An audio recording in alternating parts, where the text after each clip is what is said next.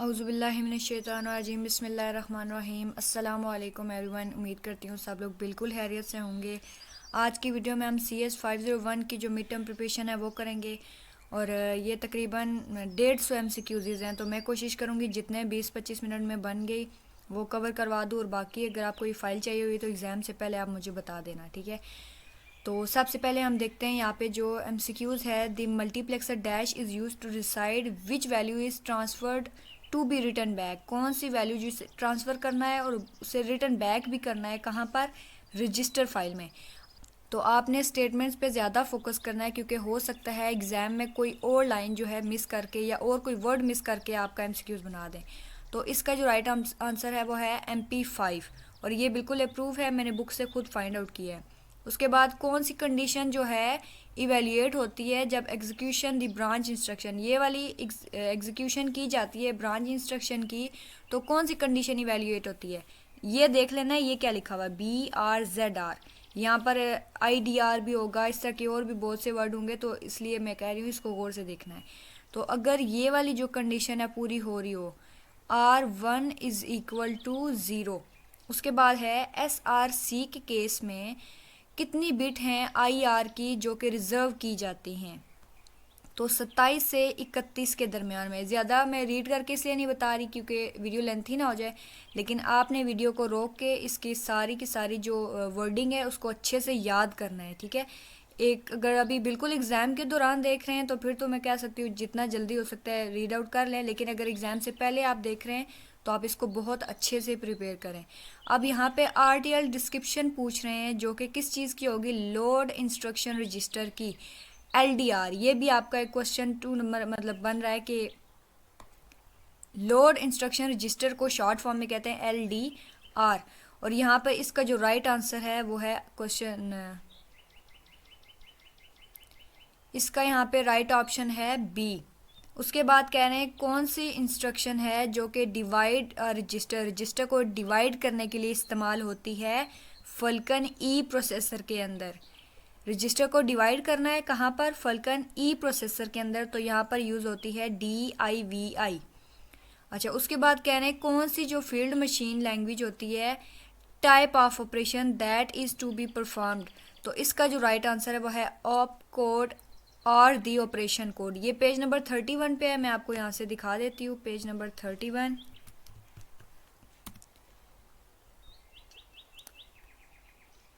यहाँ पर मैंने कहीं निशान लगाया हुआ है, आप लोग यहाँ से देख लेना, पेज नंबर 31 पे ही होगा, ठीक है। अब यहाँ से मैं रीड नहीं कर सकती सारा, लेकिन ये इसी पे इसका आंसर है। अच्छा, उसके बाद नेक्स्ट देखते हैं विच of the following control signal is not activated. कौन सा कंट्रोल सिग्नल है एक्टिवेटेड नहीं है, ये देख लेना है आपने, एक्टिवेटेड नहीं है ड्यूरिंग इंस्ट्रक्शन फैच ऑपरेशन, तो इसका राइट आंसर है LMAR।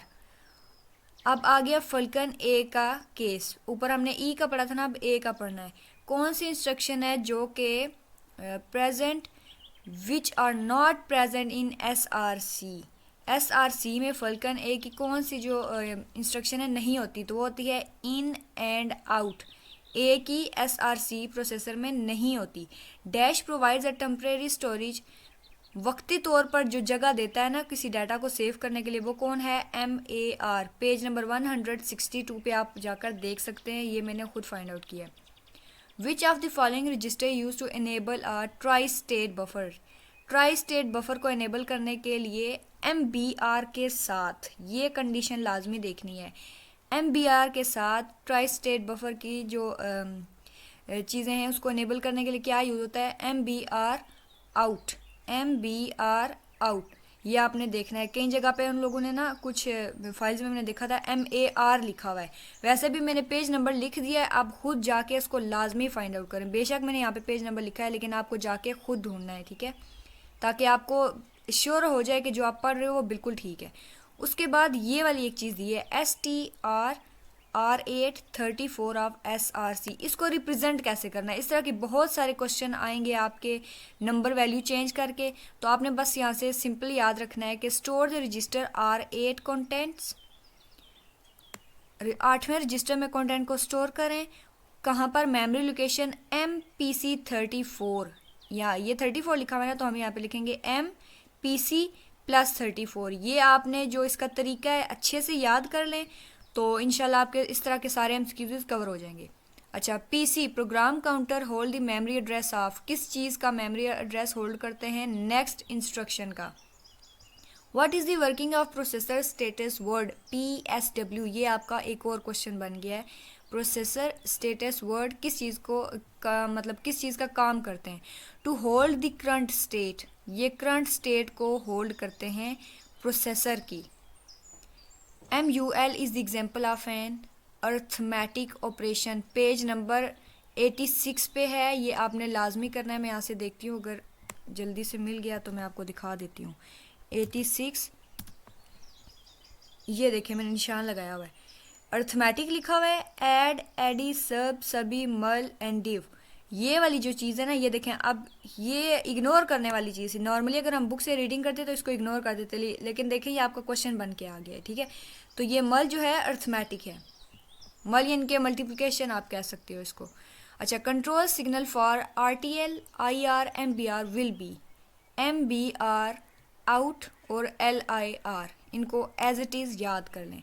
उसके बाद ये क्वेश्चन देखें, रिपीट हो रहा है LDR, लेकिन ऊपर SRD इस तरह का कुछ लिखा होता है, यहाँ पे LDR लिखा हुआ है। R358 ऑफ SRC डू, तो ये क्या काम करेगा?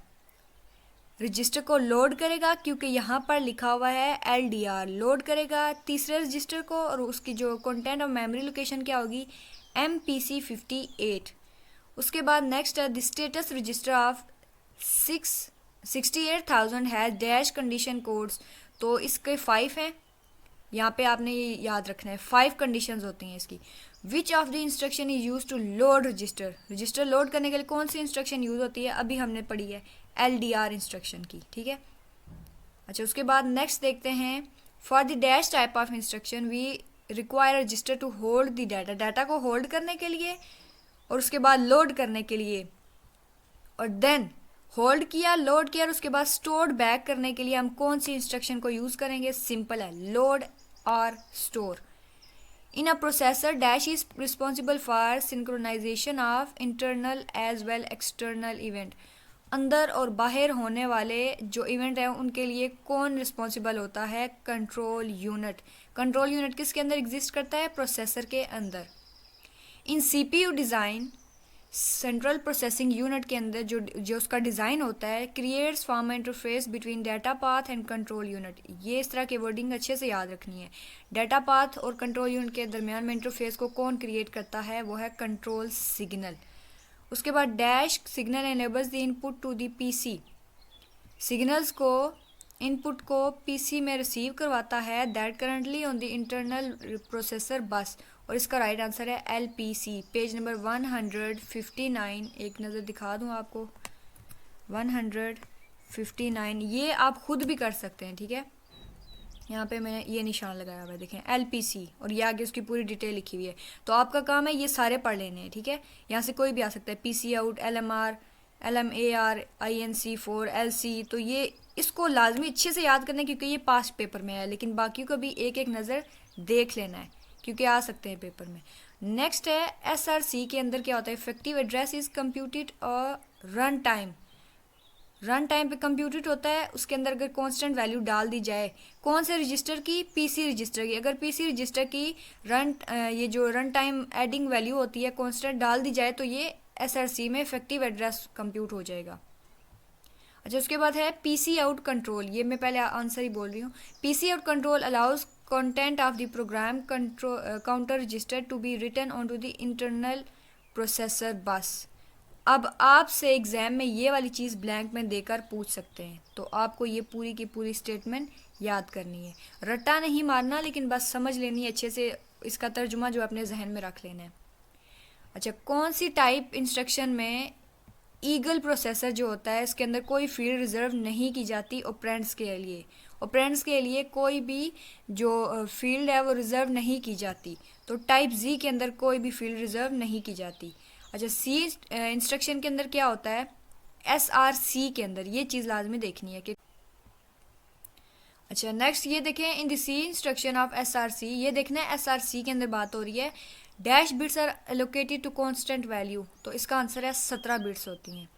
General purpose digital computer has 3 main components, page number 18 पे जाके देखते हैं, ये इंपॉर्टेंट है, ठीक है, इग्नोर किया होगा हम सब ने। यहाँ पर मैंने ये देखें 3 मेन कंपोनेंट्स, और ये 3 कौन से हैं ये देख लेना है, मेमोरी सब सिस्टम, इनपुट आउटपुट सिस्टम और उसके बाद सेंट्रल प्रोसेसिंग यूनिट, ये तीनों नाम भी याद कर लेने हैं साथ साथ। तो यहाँ पे 3 वाला जो ऑप्शन है वो ठीक है। अच्छा नेक्स्ट देते हैं, the instruction LDR R356 will load the register 3 with the memory location of PC 56, क्योंकि ये ऑलरेडी हम ऊपर पढ़ चुके हैं। फल्कन ए इंस्ट्रक्शन में क्या होता है, type 2 constant and variable should be in the range of, type 2 के अंदर कांस्टेंट और वेरिएबल की जो रेंज है वो क्या होती है, -128 से लेकर +127 तक। इनको अच्छे से याद रखना है, ये नंबर भूलना नहीं है। फल्कन ए असेंबली प्रोग्राम के अंदर क्या होता है, labels are use to, label किस काम के लिए यूज होते हैं, implement dash jump, relative jump. Jump 8 के अंदर क्या होता है, instruction the size of the constant field is dash bit 8 bit. जब जंप 8 का लिया है तो उसकी जो साइज होगा वो भी 8 बिट का ही होगा। मल्टीप्लेक्सर ये रिपीट हो रहा है, इसको छोड़ते हैं। Dash register which takes input from ALSU, इससे इनपुट लेता है और उसके बाद क्या करता है, address to be accessed and transfer किसको करता है, मेमोरी कंटेंट को location on to the memory subsystem, तो ये है MAR। उसके बाद है पाइपलाइन प्रोसेसर के अंदर क्या होता है, there should be a dash port register file, इसके अंदर कितनी पोर्ट रजिस्टर फाइल होनी चाहिए, वो हैं 3। आपने ये पूरी स्टेटमेंट पढ़नी है, मैंने एग्जैक्ट आंसर तो बता दिया लेकिन आपने पूरी स्टेटमेंट पढ़नी है क्योंकि आपका क्वेश्चन चेंज होकर भी आ सकता है। Which of the following register is used as an implicit operand, MUL multiple and DIV divide. Instruction of falcon A, तो ये है R0। ये क्वेश्चन जो है क्विज 1 में भी आ चुका है, मेरे खुद के क्विज में आया था। Which one of the following control signal causes the data from the bus to read on to the register MAR, तो इसका जो राइट आंसर है वो है LMAR। फॉर इंस्टेंट, अल्लाह ना करे अगर कोई भी MCQs गलत है तो आपके पास ये एक्सक्यूज़ नहीं होना चाहिए फाइल में गलत था, ठीक है। ज़्यादातर ठीक है, 99% इसमें ठीक होते हैं, लेकिन आपने क्या करना है, ये अपनी बुक जो है डाउनलोड करनी है और यहाँ पे सिंपली ये सर्च वाला ऑप्शन होता है, इसको सर्च करके यहाँ पे कोई भी आप लिखेंगे ना, जैसे कि फल्कन ए भी लिखा ना, तो ये जितने भी इस तरह के वर्ड्स होंगे सारे के सारे यहाँ पर आ जाएंगे। फल्कन ए लिखोगे तो सब कुछ कॉपी होकर आपके पास आ जाएगा, इसको एंटर करते जाओगे तो आप फल्कन ए पे पहुंच जाओगे। तो यहाँ पर आप अपने हर फाइल का प्रूफ ले सकते हैं। ऑल्दो ये जो फाइल है बहुत अच्छे से वेल मेंटेन है, मतलब पहले से इसके सारे जो आंसर हैं वो ठीक है, लेकिन फिर भी आपकी वो कह सकते हैं कि 100% श्योर होने के लिए the set of the two set the value of micro PC, छोटे PC की जो वैल्यू से सेट करने के लिए branch address, the value of 4 to 1 multiplexer is 11। 4 से 1 मल्टीप्लेक्सर की वैल्यू क्या होगी, 11। और अगर आप लोगों ने CS 302 पढ़ी हुई है तो इसमें काफ़ी चीज़ें उस बुक से रिपीट हो रही हैं। The instruction push A is an example of zero address instruction, और ये जो है मेरे ख्याल में ये नेक्स्ट कुछ पेजेस से है, तो इसको मैं आपको नहीं करवा रही, आप लोग इसको पढ़ लीजिएगा। मेरे ख्याल में ये लेक्चर 18 से आगे है शायद, या लेक्चर 18 में से ही है, इन दोनों को अच्छे से पढ़ लेना आपने। Dash is an example of miscellaneous instruction HALT। उसके बाद which type of instruction enable the mathematical computation, math का चक्कर है तो फिर यहाँ पे अर्थमेटिक हो, अर्थमेटिक मतलब प्लस माइनस मल्टीप्लाई डिवीजन, इसको अर्थमेटिक बोलते हैं, ठीक है। ये वाला जो है नेक्स्ट लेक्चर से है तो इसको आप देख लेना, आ सकता है पेपर में। विच of the following is not related the architecture of computer, computer का आर्किटेक्चर होता है ढांचा या किस तरीके से उसको बिल्ड किया गया है, कंट्रोल सिग्नल जो है वो इसके आर्किटेक्चर में नहीं आता। SRC के अंदर general purpose register file include dash register, जो जनरल पर्पस आमतौर पर जो रजिस्टर बनाए जाते हैं वो किस उसके अंदर कौन से रजिस्टर होते हैं या कितने रजिस्टर होते हैं, ईच 32 बिट वाइड, और हर एक की जो है मतलब साइज़ होता है वो 32 बिट का होता है। 32 register R0 to R31, zero को भी डालेंगे 31 तक लेकर जाएंगे तो ये टोटल 32 रजिस्टर बन जाएंगे। अच्छा उसके बाद है RTL डिस्क्रिप्शन में क्या होगा, is use to specifying the operation of an SRC instruction के लिए कौन सी इंस्ट्रक्शन यूज़ होगी या डिस्क्रिप्शन यूज़ होगी। अच्छा ये जो तरीका है ना इस तरह से लिखने का, ये वाला लेस देन, ग्रेटर देन और यहाँ पे कुछ लिख के दरमियान में डॉट डाल देना। इसको आप याद कर लो, RTL डिस्क्रिप्शन कहते हैं, RTL डिस्क्रिप्शन। तो इसका जो राइट आंसर है वो है 22 से 26। बाकी की साइड वाली चीज़ें आप एज इट इज़ याद रखिएगा। What is the size of memory space that is available to falcon A. Falcon A के अंदर जो साइज़ होता है वो कौन सा होता है? 2 की पावर 16 बाइट्स। बिट नहीं लिखा हुआ, बाइट लिखा हुआ है। और हर एक बाइट के अंदर होती हैं कितनी? 8 बिट्स होती हैं। 8 बिट बना के मतलब मिल के एक बाइट बनाती हैं। How can we refer to an instruction? IR, instruction register, ये इसकी फुल फॉर्म है IR की। आप 16 बिट नंबर 0 से 15 यूजिंग RTL को यूज़ करके हम ये वाली जो कंडीशन है कैसे पूरी करेंगे? IR लेस देन 15 टू 0, तो ये 16 की 16 पूरी हो जाएंगी। 0 को डालेंगे 15 तक तो ये पूरे 16 कैरेक्टर बन जाएंगे।